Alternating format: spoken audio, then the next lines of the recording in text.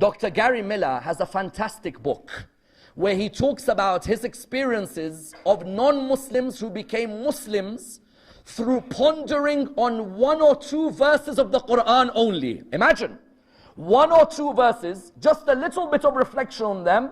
Dr. Gary Miller tells his stories of people in Canada and America who became Muslim because of one ayah of the Quran. Let me give you an example. He says, I knew someone who used to sail the boats in the sea.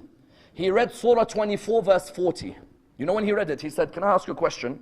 Muhammad had a sea around him? I said, no.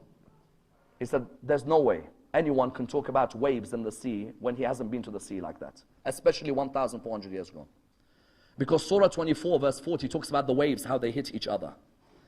He looked at him. Dr. Gary Miller said, he looked at me and he said, are you sure Muhammad had not been to the seas? He says, look, I'm telling you, he hadn't been to the seas. He was living and brought up in Mecca, an arid land which is full of desert. He's like, then this word has to be from someone higher, because there's no one who knows the way the waves move unless he created those waves.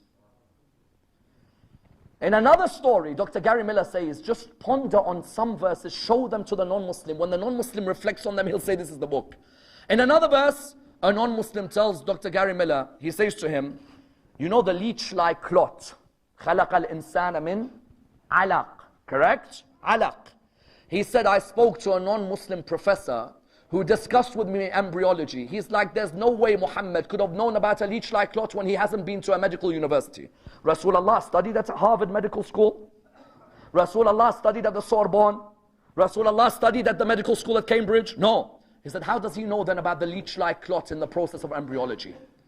Further than that, Dr. Gary Miller has a story, and you should all try and read this book. He has a story where one of his non-Muslim friends reflected upon the verse in the Quran about the atom. We know the atom in the heavens, and the atom in the earth, and the atom when it splits into smaller parts. That non-Muslim said to him, that verse, Surah 34, verse number 3, he said, you're telling me Muhammad knew at that time that an atom, which was the smallest possible existent, can even split into further parts? How does he know all of this? If we Muslims pondered on the Quran, wallah, we can change the whole world and its existence. Yet if you came to a Muslim today and said to him, can you show me which ayah in the Quran talks about the atom splitting into smaller parts? Our lack of pondering means we can't quote the ayahs well.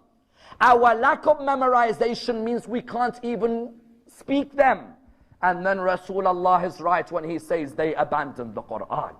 Rather, when we're able to ponder on these verses, when a non-Muslim comes to speak with me about the Quran, do you know many non-Muslims what they think the Quran is? They think the Quran is a history book, like the Bible. It's the history of the prophets. What they don't realize is, no, the Quran is a book of science, a book of economics, a book of law.